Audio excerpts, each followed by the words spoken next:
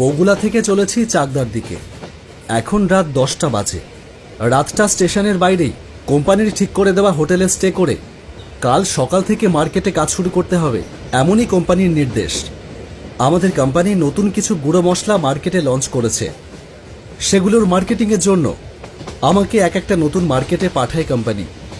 আমাকে গিয়ে মূলত মার্কেটের দোকানগুলোতে আমাদের কোম্পানির মশলা ব্যবহারের গুণাগুণ সম্পর্কে দোকানদারদের বোঝাতে হয়, যাতে তারা এই মশলা খরিদ্দারদের গছাতে পারে। আমাদের এই কোম্পানিটা নতুন, খুব বেশি দিন হয়নি মার্কেটে এসেছে। মার্কেটিংয়ের জন্য টিভি চ্যানেলে অ্যাড দেওয়া, সেলিব্রিটি দিয়ে প্রমোশন করানো, অত বাজেট নেই এখন কোম্পানির। তাই আমাদের মতন সেলসম্যানদেরই মার্কেটে ঘুরে ঘুরে সেল বাড়াবার চেষ্টা করতে হয়। মাইনে যা পাই তাতে টেনে টুনে মোটামুটিভাবে চলে যায়। তবে এই ধরনের কাজ আমার ভীষণ ভালো লাগে। প্রতিদিন নতুন নতুন সব জায়গায় যেতে হয়, কত মানুষ চেনা যায়, কত বিচিত্র অভিজ্ঞতা হয়। প্রতিদিন একটা নতুন নতুন চ্যালেঞ্জ, একটা নতুন টার্গেট। কাজটা ছাড়বার কথা ভাবি না, কারণ এই দুর্মূল্যের বাজারে একটা চাকরি জোটানো যে কতটা কষ্টের তা যারা জুটিয়েছে তারাই কেবল জানে। হঠাৎ পকেটে ফোনটায় একটা টুং করে শব্দ হলো। WhatsApp message. ফোনটা বার করে দেখলাম ম্যানেজার বাবু মেসেজ করেছে। মেসেজ বডিতে লেখা, চাকদা পরের দিন যাবে, আজ একবার তারকনগর চলে যাও। কাল সকালে ওখানে কিছু ইম্পর্টেন্ট ডেমোস্ট্রেশন হবে, বড় অর্ডার হবার সম্ভাবনা আছে। আমি হোটেলের লোকেশন পাঠিয়ে দিচ্ছি। ভাগ্যিস ঠিক সময়ে মেসেজটা এসেছে।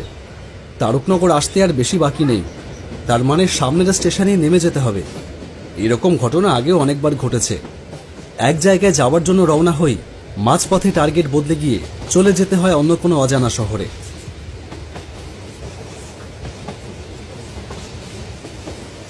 তারকনগর স্টেশনে ট্রেন এসে থামতেই নেমে পড়লাম ট্রেন থেকে। আমার সাথে আরো দু একজন নামলো। আমি পকেট থেকে মোবাইলটা বার করে হোটেলের লোকেশনটা দেখে নিলাম। হোটেল ডাকবাংলো। বাবা, নামটাই তো ভয়ানক। প্ল্যাটফর্ম থেকে বেরিয়ে বড় রাস্তায় এসে দাঁড়ালাম। এখান থেকে 1.5 কিলোমিটার দেখাচ্ছে গুগল ম্যাপে। 1.5 কিলোমিটার পথ যাব কি করে? হেঁটে কি অত দূর যাওয়া যায়? দাঁড়িয়ে কোনো টোটোর অপেক্ষা করতে থাকলাম। এখন রাতও হয়েছে বেশ, 10:30 বাজে। এত রাতে কোনো টোটো পাবো কিনা কে জানে। জায়গাটায় আগে কোনোদিনও আসিনি। একেবারে অজপাড়াগা বলে মনেও হচ্ছে না, বেশ কলোনি মতন একটা ব্যাপার। অথচ এই 10:30টার সময়েও রাস্তায় কোনো দোকানপাটও চোখে পড়ল না। উল্টো দিকে 3-4টে দোকান, কিন্তু বন্ধ। জায়গাটা কেমন যেন থম মেরে আছে। এমন সময় দেখলাম উল্টো দিকে রাস্তা দিয়ে একটা আলোর রেখা এই দিকেই এগিয়ে আসছে। যাক, নিশ্চয়ই কোনো টোটো অটো কিছু একটা হবে। টোটোটা আমার সামনে এসে দাঁড়ালো। টোটোওয়ালা বলল, কোথায় যাবেন দাদা? যাব হোটেল ডাকবাংলো। যাবেন? লোকটা আমার কথা শুনে আমার মুখের দিকে হা করে তাকিয়ে থাকলো কিছুক্ষণ, তারপর বলল, যাব, উঠে আসুন। আমি আর কিছু না বলে টোটোয় উঠে বসলাম।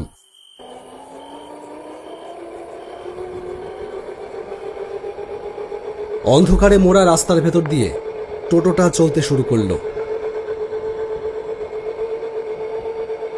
কিছুক্ষণ বাদে টোটোওয়ালা বলল, দাদা, একটা কথা জিজ্ঞেস করব, যদি কিছু মনে না করেন। হ্যাঁ বলুন, কি বলতে চান? না মানে, আপনি এত রাতে ওই ডাকবাংলোয় ঠিক কি করতে যাচ্ছেন একটু বলবেন? আমি আজকে রাতটা ওখানে থাকবো বলে যাচ্ছি। সে কি, রাতে ওখানে থাকবেন? টোটোওয়ালা যেন আকাশ থেকে পড়লো আমার কথা শুনে। কেন, রাতে ওখানে মানুষ থাকে না? মাথা খারাপ? কোন পাগল রাতের বেলা হোটেল ডাকবাংলোয় থাকতে যাবে? ওই হোটেলের যা বদনাম, দিনের বেলাতেই ওই হোটেলে মানুষ খুব একটা যেতে চায় না, এদিকে আবার রাতের বেলা। আপনি ওর চাইতে যদি স্টেশনেও কাটাতেন তো ভালো করতেন। কেন, ওখানে কি সমস্যা সেটা তো বলুন। শুধু শুধু ভয় দেখাচ্ছেন কেন? ভয় দেখাচ্ছি না দাদা, সাবধান করছি। ওই ডাকবাংলো হোটেলে থাকতে যাবেন না, বিশেষ করে এই এত রাতে। বলেন তো আপনাকে আবার স্টেশনে নামিয়ে দিয়ে আসি। আরে না না, আমাকে কোম্পানি এই হোটেলটার ব্যবস্থা করে দিয়েছে, আমাকে ওখানেই থাকতে হবে। আর কি সমস্যা আছে ওখানে সেটা একটু বলুন। টোটোওয়ালা কিছু বলল না, বেশ কিছুক্ষণ চুপ করে বসে থাকলো। ততক্ষণে বেশ কিছুটা পথ পার করে এসেছে টোটোটা। রাতের কালো বাতাসে যেন একটা থমথমে ভাব। কি হলো, কিছু বলছেন না যে? বলুন, ওই হোটেলে কি সমস্যা আছে? দাদা, আপনি ভূত ঠুত মানেন কি না আমি জানি না, হয়তো মানেন না, তাই আপনাকে বলতে চাচ্ছিলাম না। তবে ওই হোটেলটা ভালো না। ওই হোটেলে ভূত আছে। কেমন একটা বাচ্চাদের মতন শোনাচ্ছে। আপনি অবিশ্বাস করলেই তো কোনো সত্যি মিথ্যে হয়ে যাবেন না দাদা। আমার আপনাকে সাবধান করবার কথা মনে হলো, আমি করলাম। এবার বাকিটা আপনার সিদ্ধান্ত। নিন, হোটেল এসে গেছে। টোটোওয়ালা আমাকে নামিয়ে দিয়ে চলে গেল। আমি নেমে হোটেলটার দিকে তাকিয়ে দেখলাম, জাঁকজমকহীন একটা পরিত্যক্ত গোছের ছোটখাটো দোতলা হোটেল। বাইরে কোনো আলো জ্বলছে না তেমন, শুধু হোটেলের সাইনবোর্ডের ওপর হোটেলের নামটা পড়া যাচ্ছে শুধুমাত্র। হলুদ বোর্ডের ওপরে কালো অক্ষরে লেখা হোটেল ডাকবাংলো। ভূত আমি বিশ্বাস করি না মোটেই, কিন্তু গোটা পরিবেশটার মধ্যেই একটা থমথমে ভাব রয়েছে, এবং সেটা যে ভয় লাগবার মতনই তা অস্বীকার করা যায় না বোধ হয়। যাই হোক, আমাকে এখানেই থাকতে হবে, অত ভেবে আর লাভ কি। এগিয়ে গেলাম ভেতরের দিকে। হোটেলের ভেতরে ঢুকতেই দেখলাম সামনের কাউন্টারে চেয়ারে বসে একজন বয়স্ক লোক দেওয়ালে মাথা কাত করে ঘুমোচ্ছে। আমি তাকে ডাকলাম, দাদা, ও দাদা, শুনছেন? লোকটা আড়মোড়া ভেঙে উঠে বসল, দুহাত দিয়ে চোখ রগড়ে নিয়ে আমার দিকে তাকালো। আমাকে একবার আপাদমস্তক দেখে নিল, তারপরে বলল, কিছু বলবেন? হ্যাঁ, আমার নাম সোমনাথ রায়চৌধুরী। আমার নামে একটা রুম বুকিং আছে। হ্যাঁ হ্যাঁ, আমি তো আপনার জন্যই বসে আছি। সোজা ওপরে চলে যান, 8 নম্বর রুম। রুম সব খোলাই আছে। আর হ্যাঁ, 8 নম্বর রুম কিন্তু। না না, ঠিক আছে, আমি 8 নম্বর রুমেই যাব। অন্য রুমে যাব কেন? না, সব রুমই তো খালি। হয়তো ভুল করে অন্য রুমে চলে যেতে পারেন, তাই বলে রাখলাম আর কি। ওপরে উঠে এলাম। 8 নম্বর রুমের দরজা হালকা ঠেলতেই সেটা ক্যাচক্যাচ শব্দ করে খুলে গেল। ঘরের ভেতর ঘুটঘুটে অন্ধকার।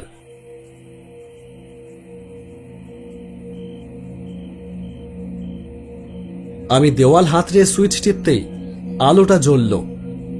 ভেতরে সবই ঠিকঠাক, কিন্তু কেমন একটা অস্বাভাবিক গন্ধ। শুধু যে এই ঘরে তা নয়, এই হোটেলে ঢোকা মাত্রই গন্ধটা পাচ্ছি। ঘরের ভেতরে একটা খাট পাতা, তাতে ধবধবে সাদা চাদর। দেওয়ালে একটা বড় ঘড়ি, তাতে সময় দেখাচ্ছে 4:30। ঘড়ির কাঁটা কবে যেন এই পর্যন্ত এসে হয়তো ব্যাটারির অভাবে আর এগোতে পারিনি। খাটের পাশে রয়েছে একটা ছোট টেবিল, খালি। আমি ঘরে ঢুকে দরজা বন্ধ করে খাটে এসে বসে পড়লাম।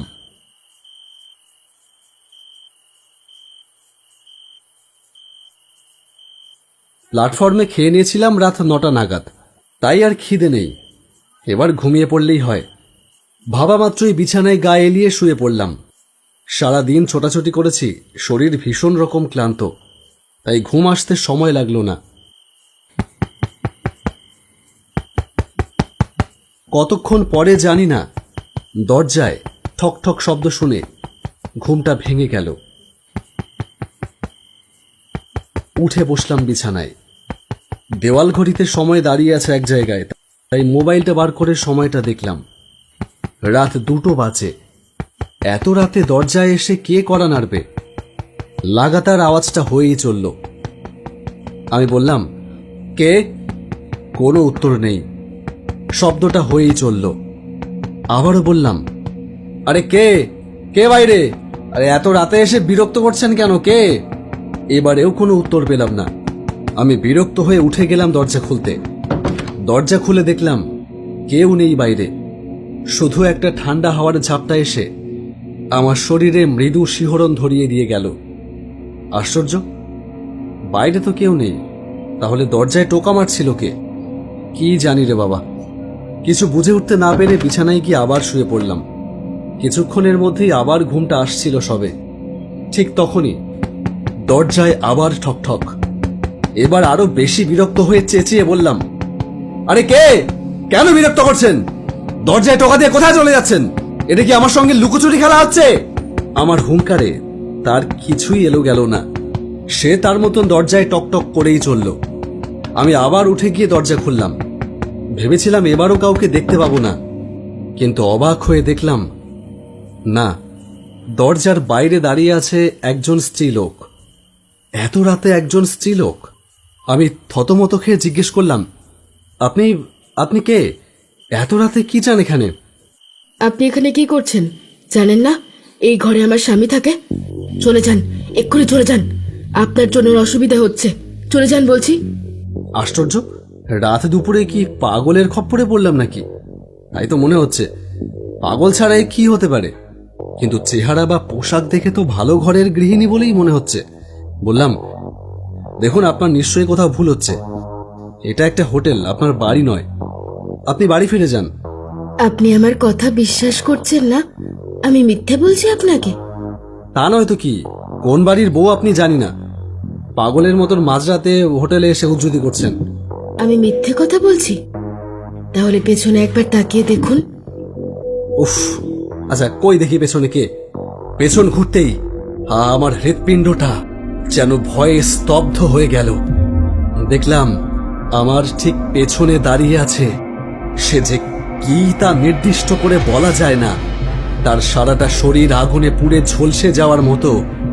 যে মৃদু পোড়া পোড়া গন্ধটা পাচ্ছিলাম সেটা এখন তীব্র হয়ে আমার নাক ঝাঁঝিয়ে তুলেছে। এ কি করে বন্ধ ঘরের ভেতরে এলো? আমি একটু আগেও তো ঘরের ভেতরে কাউকে দেখিনি, ঘরটা ফাঁকাই ছিল। এ কি করে ঢুকলো ঘরের ভেতর? আর যে শরীর নিয়ে এসে আমার সামনে দাঁড়িয়ে আছে তা কোনো জীবন্ত মানুষের শরীর হতে পারে না। তাহলে কে দাঁড়িয়ে আছে আমার সামনে? এ তো প্রেত ছাড়া আর কিছু হতে পারে না।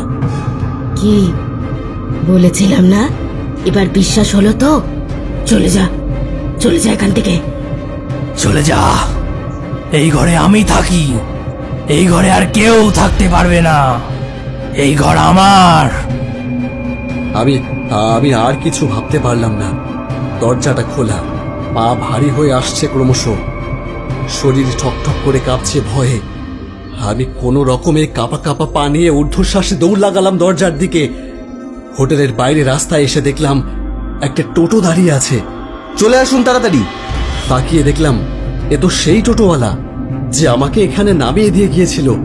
আমি দৌড়ে গিয়ে তার টোটোয় উঠে বসলাম। সে কোনো কথা না বলে টোটোটা চালিয়ে দিল। জানতাম আপনি ঠিক এই বিপদেই পড়বেন, এই জন্যই বারণ করলে কথা শুনতে হয়। আপনারা কেন যে কিছু মানতে চান না কে জানে। ওরা ওরা কারা ছিল আপনি জানেন? এ ঘটনা আজ থেকে অনেক বছর আগের। শহর থেকে কোনো এক কাজের সূত্রে একজন ব্যবসায়ী আর তার স্ত্রী এসেছিল এই তারকনগরে। ওই হোটেল ডাক বাংলোতেই তারা উঠেছিল এক রাত কাটাবার জন্য। ওই দিন দুর্ভাগ্যবশত হোটেলের ৮ নম্বর রুমে শর্ট সার্কিট হয়। লোকটা কারেন্ট লেগে একেবারে পুড়ে যায়। তার স্ত্রী সম্ভবত সেই সময় ঘরে ছিল না, হয়তো বাথরুমে গিয়েছিল। ফিরে এসে দেখে তার স্বামী নিথর হয়ে মেঝেতে পড়ে আছে।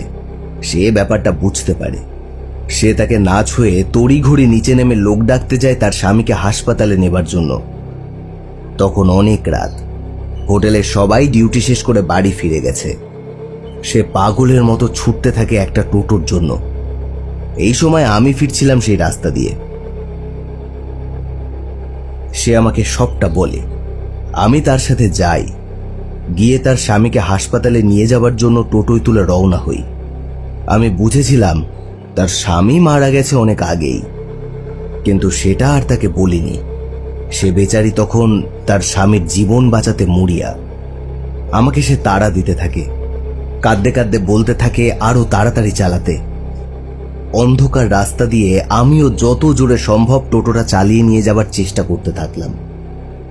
কিন্তু ভাগ্যের নির্মম পরিহাস, অন্ধকার রাস্তায় খেয়াল করিনি টোটোর চাকার নিচে একটা পাথর পড়ে টোটোটা পাল্টি খেয়ে রাস্তার ধারে একটা মোটা গাছের সাথে ধাক্কা খেল, আর সেই ধাক্কাতেই দুজন জায়গায় মারা গেল, ওই স্ত্রীলোক আর আর আর কে?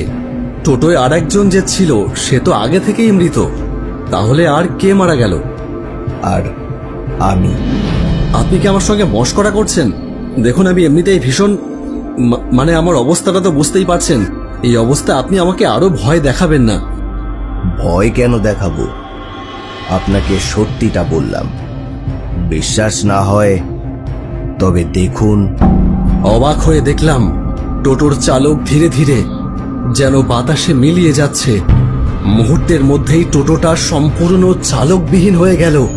চালক ছাড়াই টোটোটা চলছে রাতের অন্ধকার ভেদ করে। আমি আর পারছি না, শরীরটা ক্রমশ অবশ হয়ে আসছে, পঞ্চ ইন্দ্রিয় যেন শিথিল হয়ে আসছে। আরে ও দাদা, আরে উঠুন উঠুন, ও দাদা। চোখ মেলে দেখলাম দিনের আলো ফুটে উঠেছে। আমি স্টেশনের বাইরে রাস্তার ধারে শুয়ে আছি। ধরফর করে উঠে দাঁড়ালাম। লোকটা বলল, কি মশাই, রাতে খুব টেনেছিলেন বুঝি? চেহারা দেখেই তো একদম পেঁচো মাতাল মনে হয়। যান যান, বাড়ি যান, রাস্তার উপর শুয়ে আছে।